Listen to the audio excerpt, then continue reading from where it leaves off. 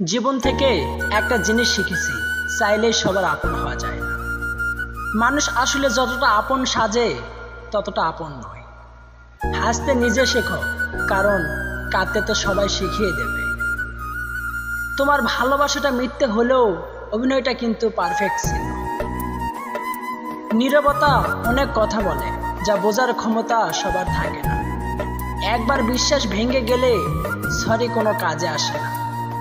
অনুভূতিটা আমার, একান্ত চলে যাওয়ার কারণ তোমার ব্যক্তিগত।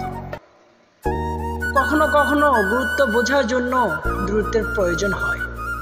বেকার ছেলেটাও একদিন ভালো চাকরি পেয়ে যাবে, শুধু পাবে না হারিয়ে যাওয়া ভালোবাসাটা। একা থাকতে শেখো বন্ধু, কষ্ট কমে যাবে অনেক। জীবনে একটা গল্প লিখতে বসলাম, দুঃখগুলো লেখা শেষ, কিন্তু যখনই সুখ লিখতে যাব ঠিক তখনই কলমের কালি শেষ। এটাই জীবন। মানুষের কিসের এত অহংকার, যার শুরু এক ফোঁটা রক্তে আর শেষ হলো মৃত্তিকায়। পারফেক্ট কাউকে চাই না, বিশ্বাস করা যায় এমন একজন হলেই হবে।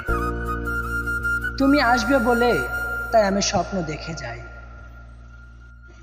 যেসে কথা বলি বলে মূল্যহীন ভেবো না। পেয়ে গেছে সে নতুন ঠিকানা, তাই আর যোগাযোগ হয় না।